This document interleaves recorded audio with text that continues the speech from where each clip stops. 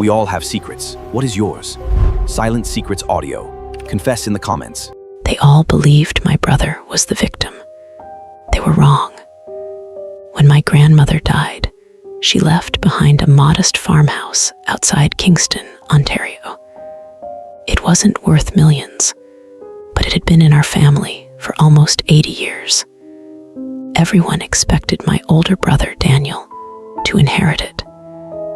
He had always been the golden child, the dependable one who visited every holiday, fixed broken fences, and smiled for every family photo. I didn't even attend the reading of the will. Then, 3 days later, I received a small package with no return address. Inside was a brass key, an old cassette tape, and a handwritten note in my grandmother's shaky cursive. If Daniel cries first, don't believe him. I stared at those words for nearly an hour. The cassette player in my apartment barely worked anymore, but after cleaning the dust from the tape heads, I finally pressed play. Her voice crackled through the speakers. If you're hearing this, something isn't right. I couldn't prove what I suspected, but maybe you can. Then the recording stopped. That was it.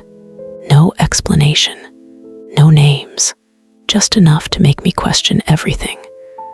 I drove to the farmhouse the next morning. Daniel was already there, standing on the porch with our cousins. His eyes were red, his voice heavy with grief. The lawyers say Grandma changed the will, he told everyone. She wasn't thinking clearly near the end. Everyone nodded. Everyone believed him. No one questioned why he said that before anyone had actually seen the final documents. That strange sentence from the tape echoed in my head. If Daniel cries first, I kept the cassette hidden in my jacket. Using the brass key, I searched the house while everyone argued outside. It didn't fit the front door. It didn't fit the attic. Finally, I noticed an old grandfather clock my grandmother never let anyone touch. Behind its wooden panel was a tiny lock. The key turned. Inside rested a leather journal wrapped in wax paper.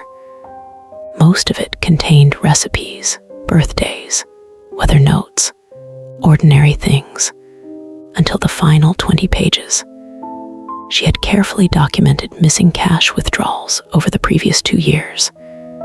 Every amount matched dates Daniel claimed he was helping her with groceries. There were copies of checks she never remembered signing, receipts for repairs that had never happened. At first, it looked like simple financial abuse. Then I found something worse. Tucked into the back cover was an envelope addressed to me. Inside were photographs. They showed Daniel entering the farmhouse late at night while Grandma was hospitalized. Another showed him carrying boxes into his truck. On the back of one photo, she had written, "He doesn't know the trail camera uploads automatically." Suddenly, everything made sense. Grandma hadn't been confused. She'd been collecting evidence. I rushed upstairs to find an old laptop still plugged into her office desk. The password, my childhood nickname. The desktop contained hundreds of automatically uploaded trail camera videos. One by one, I watched Daniel empty drawers, remove antique jewelry, carry away family documents, even search through her bedroom walls. He wasn't helping. He was hunting. When the family gathered downstairs later that evening, Daniel gave another emotional speech. He talked about honoring Grandma's memory, about keeping the family united, about forgiveness. I waited until he finished. Then I connected the laptop to Grandma's old television. The first video filled the screen. No one spoke. You could hear the refrigerator humming from the kitchen. Daniel's face slowly drained of color as another clip played, and another. My aunt covered her mouth. My uncle whispered, "No." Daniel tried to laugh. He said the videos lacked context. He claimed Grandma had asked him to move valuables for safekeeping. Then I opened the journal. Every withdrawal, every missing item, every date perfectly matched the recordings. For the first time in his life, Daniel had nothing to say. He simply walked out the front door. No dramatic confession, no apology, just silence. Police later recovered most of what he'd taken from a storage unit rented under someone else's name. Apparently, he had been drowning in gambling debt for years. None of us knew.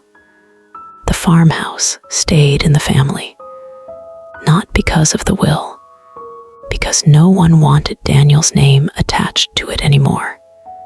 Months later, I returned alone to clean the last room. Inside the grandfather clock, I found one final folded note I had somehow missed. It read, "The hardest betrayals aren't committed by strangers. They're committed by the people who already know exactly where you'll stop looking." I still think about that sentence whenever relatives tell stories about family loyalty. Because sometimes the greatest mystery isn't who stole from the family. It's how long everyone mistook performance for love, while the quiet person in the room was the only one paying attention.